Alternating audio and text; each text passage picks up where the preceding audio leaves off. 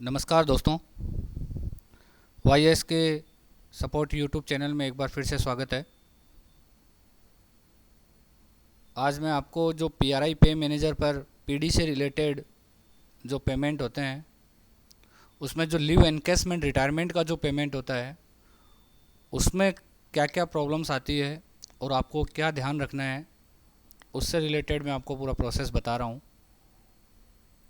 कि जो leave encashment retirement का जो पेमेंट होता है पीआरआई पे मैनेजर पर, उसमें नॉर्मली हमारे जो बजट ऐड होते हैं वो 2071 से या तो पेमेंट होगा, या फिर जो पीडी हेड होता है 8448, 8443, 8338,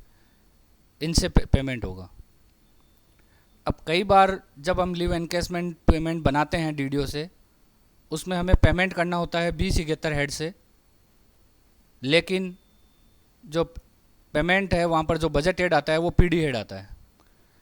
और कई ऑफिस में जैसे उनको पीडी हेड से पेमेंट करना होता है,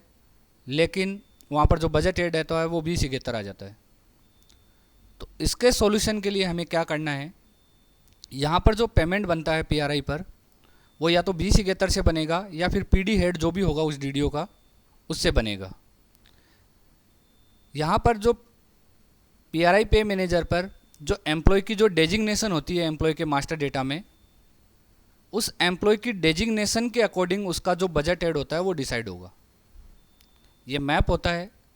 कि कौन से डेजिग्नेशन से 2071 से पेमेंट होगा और कौन से डेजिग्नेशन से जो है पीडी हेड से पेमेंट होगा। तो आपको यहाँ पर अगर आपको लग रहा है कि नहीं हमें पीडी हेड से पेमेंट करना था लेकिन 2071 से पेमेंट हो रहा है, या फिर 2071 का जो पेमेंट है वो उससे करना था लेकिन पीडी हेड से नहीं हो रहा, तो यहाँ पर उसके लिए आपको ये डेजिग्नेशन देखनी पड़ेगी। अब डेजिग्नेशन, क्योंकि आपने जो डेजिग्नेशन ऐड कर रखी है वो बिल्कुल सही है, उसके लिए आपको क्या करना है कि पीआरआई पे मैनेजर के ऊपर जो डेजिग्नेशन का जो मास्टर डेटा फीड करने का ऑप्शन आता है कि आप डेजिग्नेशन कहाँ से फीड करते हैं, एम्प्लॉय डिटेल के अंदर ऐड डेजिग्नेशन का ऑप्शन आपको दिखता है यहाँ पर। वहाँ पर आप जब देखेंगे तो आपको यहाँ पर डेजिग्नेशन दो तरीके से हम ऐड कराते हैं, सर्विस हेड और पीडी अकाउंट नंबर। अगर आपने कोई भी यहाँ पर डेजिग्नेशन ले रखी है और अपने यहाँ पर डीडीओ में ऐड करा लिया, अगर सर्विस हेड से अगर कोई भी डेजिग्नेशन आपने ली हुई है तो आपका जो पेमेंट होगा वो 2071 से होगा। लेकिन अगर आपने पीडी अकाउंट नंबर पर यहाँ पर जाकर अगर आपने एंटर किया हुआ है, पीडी अकाउंट नंबर आपने यहाँ पर एंटर करके और उससे अगर आप डेजिग्नेशन लेते हैं तो फिर आपका जो पेमेंट होगा वो 8448 या 8443 जो भी आपका पीडी अकाउंट होगा, पीडी हेड होगा, उससे होगा। तो यहाँ पर आपको जो डेजिग्नेशन ऐड करने का ऑप्शन है वो सर्विस हेड से भी दिया हुआ है हमने और पीडी अकाउंट नंबर से भी दिया हुआ है। अगर आप यहाँ पर सर्विस हेड एंटर करते हैं तो उस सर्विस हेड में आईएफएमएस बजट की वेबसाइट जो हमारी है, जो इस हेड को डील करते हैं, हेड ऑफ डिपार्टमेंट, वो आईएफएमएस पर कुछ डेजिग्नेशन मैप करते हैं, वो आपको यहाँ पर दिख जाती है। उस सर्विस हेड में अगर कोई भी डेजिग्नेशन होगी वो आपको यहाँ पर इस तरीके से दिख जाएगी। अब अगर आप यहाँ से जो भी डेजिग्नेशन आप सेलेक्ट करेंगे और सबमिट करेंगे वो आपके यहाँ पर डीडीओ में ऐड हो जाएगी। इसी तरीके से पीडी अकाउंट नंबर जब आप एंटर करेंगे तो अगर उस पीडी अकाउंट नंबर में अगर कोई डेजिग्नेशन होगी तो वो आपको यहाँ पर दिख जाएगी। लेकिन मान लीजिए अगर आप यहाँ पर पीडी अकाउंट नंबर एंटर कर रहे हैं और फिर शो डिटेल पे क्लिक करते हैं तो यहाँ पर डेजिग्नेशन नहीं दिखती है, इसका मतलब ये है कि आपका जो एडमिनिस्ट्रेटिव डिपार्टमेंट है उस डीडीओ का, उसने उस पीडी अकाउंट नंबर में कोई भी डेजिग्नेशन मैप नहीं की हुई है। तो उस डीडीओ को अपने एडमिनिस्ट्रेटिव डिपार्टमेंट के अंदर वहाँ पर आपको इन्फॉर्म करके अपने पीडी अकाउंट नंबर में वो डेजिग्नेशन मैप करानी पड़ेगी। आपके ऑफिस से रिलेटेड जितनी भी डेजिग्नेशन है जिनको पीडी से पेमेंट होगा, उन सभी की डेजिग्नेशन आपको उस पीडी अकाउंट नंबर में मैप करानी होगी। इसके लिए जो एडमिनिस्ट्रेटिव डिपार्टमेंट होता है उनका जो आईएफएमएस बजट का जो लॉगिन होता है, उसमें वेज एंड मीन्स में पीडी अकाउंट में मास्टर डेटा के अंदर एक ऑप्शन दिया हुआ है, creation of PD account office and designation. जो IFMS बजट पे जब वो लॉगिन करते हैं एज ए एडमिनिस्ट्रेटिव डिपार्टमेंट, उसमें एक ऑप्शन आता है PD account, ways and means में PD अकाउंट, PD अकाउंट में मास्टर डेटा में creation of PD account and designation.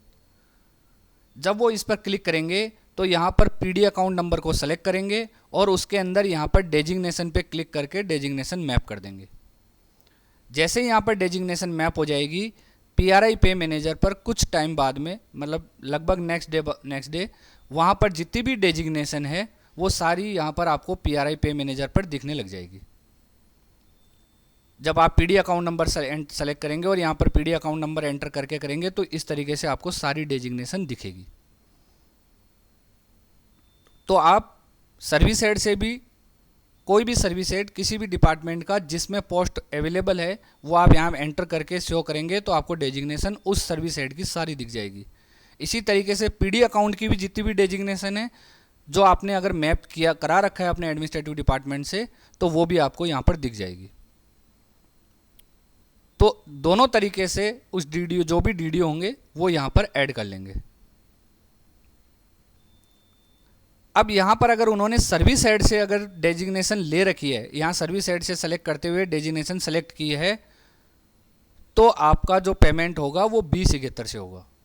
और अगर आपने PD के अंदर मैप करवा रखी है अपनी पोस्ट, तो यहाँ पर अगर आपने यहाँ पे PD हेड से अगर कोई पोस्ट मैप करा के और फिर उसको अपने DDO में यहाँ पर लिया हुआ है और उसको यहाँ पर एम्प्लॉय के मास्टर डेटा में अगर ऐड कर रखा है, तो आपका जो PD हेड होगा उस PD हेड से पेमेंट हो जाएगा। तो यहाँ पर अगर कोई भी बिल के अंदर अगर आपको किसी भी तरीके का हेड गलत दिखे कि हमें इनको पेमेंट करना था PD हेड से लेकिन 2071 से हो रहा है, या फिर हमें 2071 से पेमेंट करना था लेकिन PD हेड से हो रहा है,